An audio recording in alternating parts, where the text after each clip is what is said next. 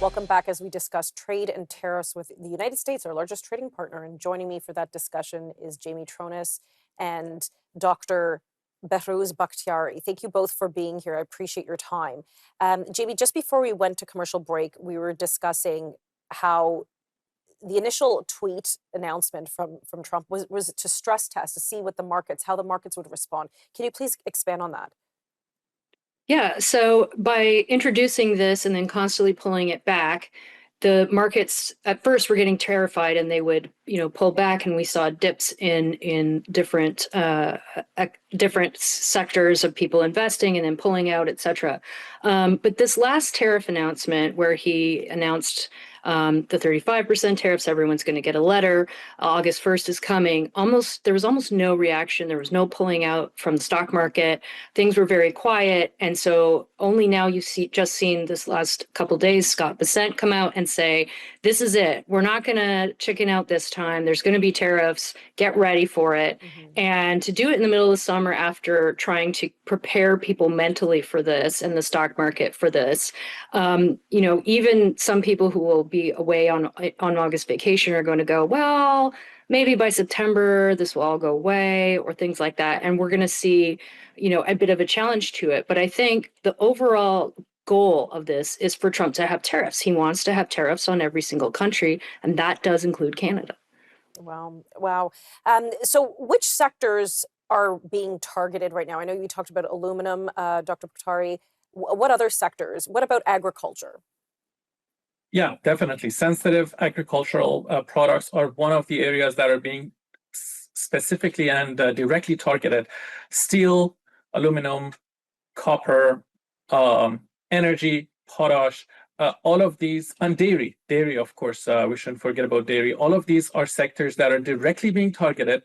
But then on top of that, there's this new 35% tariff on all products, regardless of sector, that are non-CUSMA compliant. Mm-hmm. So yes, there are some sectors that are being directly targeted, but then no sector is immune from these tariffs. And as I mentioned before, every other sector will also be indirectly targeted by these tariffs through supply chain issues, delays, and higher cost in retail. Yeah, and correct me, it's a 35% tariff, right, on all Canadian goods not covered by CUSMA. Like that's significant.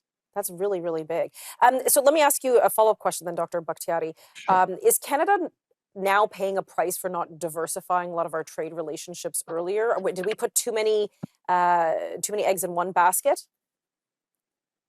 Yeah, yes and no. But honestly, it's very difficult to blame Canada for not diversifying its trading partner. As a country, look, what more do you want? We are close to the biggest trading partner in the world, the biggest economy in the world.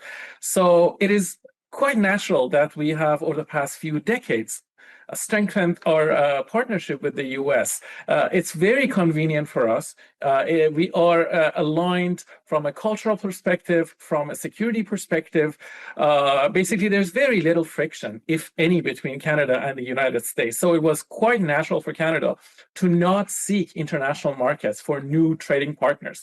We could never foresee anything like this. And I think this is one of the cases that need to be taught in the university supply chain courses in favor of diversifying your trading partners, because even a trading partner as loyal and trustworthy as the United States could at some point become a difficult partner to deal with. So absolutely. Yes, we could have diversified our partners, but honestly, there was no need to ever do that, because we have been operating very smoothly with the United States for as long as we remember. Jamie, are smaller businesses more vulnerable than, say, large corporations with these tariffs? Absolutely. Smaller businesses don't have the cash on hand to weather this kind of storm. They may not have the cash on hand to even pay their import duties, because a lot of these importers are asking for a cash deposit up front, and that can be more than they even make in a year. So small businesses are particularly having a difficult time with this. And that's not to say that large businesses are having it easy. They're also struggling to make some of these hefty deposits for their imports. Yeah, it's quite. I see you nodding your head. Do you want to add something, Dr. Bahktiari? Oh, absolutely. The only area where I think maybe smaller companies would be at an advantage is their agility. But that also may not really pay off to anything significant. So yes, absolutely. They don't have the funds, to Jamie's point, to stay afloat while the company seeks new partners. Right, Yeah, right. unfortunately. And again, things pivot weekly, it seems. So yeah, agility can work in some ways, but then, when you're, Yeah. anyhow, we'll be right back.